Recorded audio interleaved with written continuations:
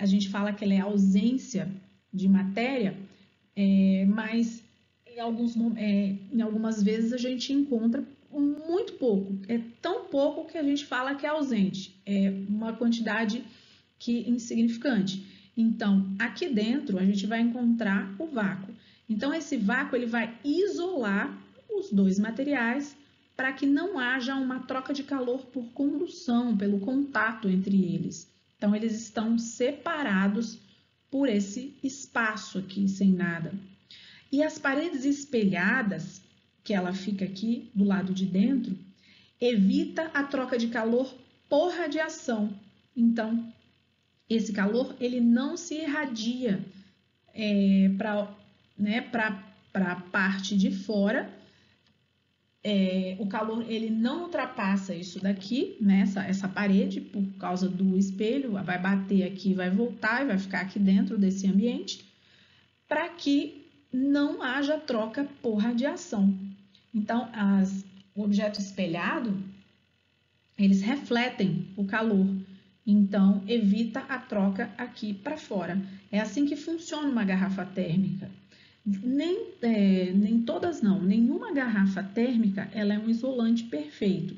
Se você colocar uma água quente, um café ou um chá, ele vai se manter quente por um tempo, um dia, até 2, né? Dependendo da situação, pode ser até mais, mas não para sempre. Há uma troca de calor, porque esse isolamento aqui ele não é perfeito, ok?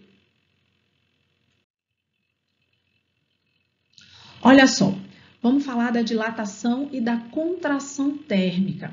A dilatação, ela ocorre quando o material recebe calor e suas partículas elas começam a vibrar com muita intensidade.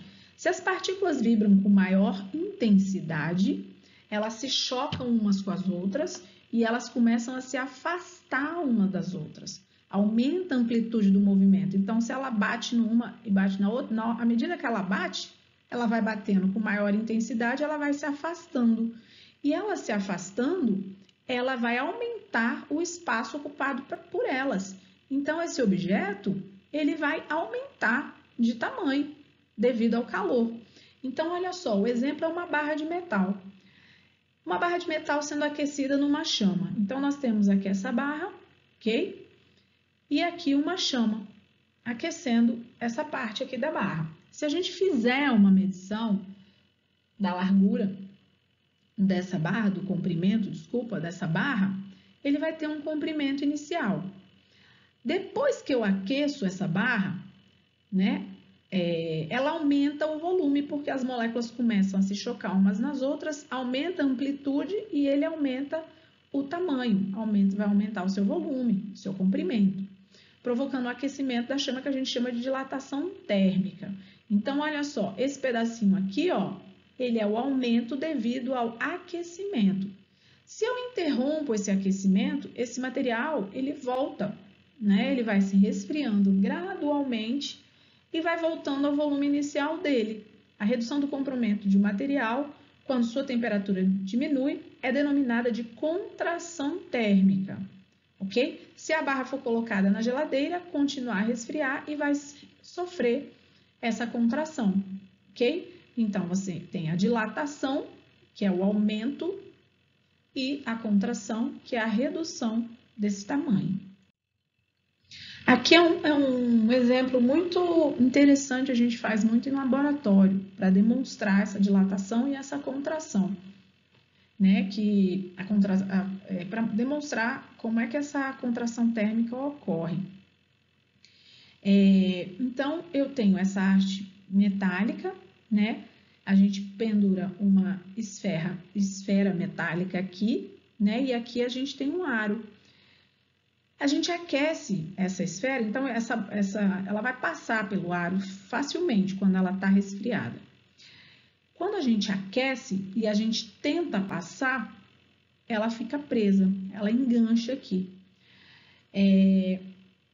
E o que acontece? Quando ela resfria, ela volta a passar aqui, ok?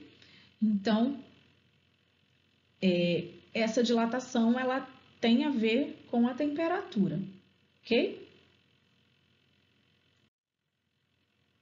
Isso acontece também com os termômetros, é assim que a gente consegue observar a temperatura dos gases, do líquido, a temperatura do nosso corpo com um termômetro graduado. Os mais comuns se baseiam na dilatação e contração térmica, só que em vez de barra sólida, vai se utilizar aqui dentro um líquido que está numa coluna, aqui dentro, né? É um espaço onde se coloca um líquido aqui, que pode ser mercúrio. Esses de mercúrio geralmente não estão sendo mais usados devido à toxicidade do material.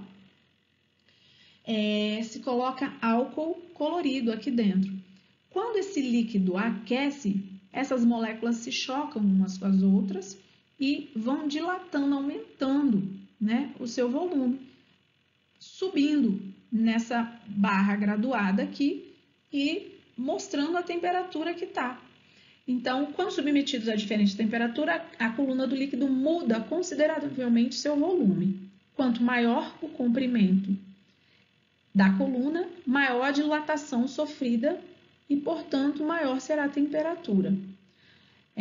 Nas pontes, por exemplo, se utiliza espaços de tempos em tempos na ponte. Por quê? Porque esse material, o material sólido, né, o concreto que é feito a ponte, ele dilata.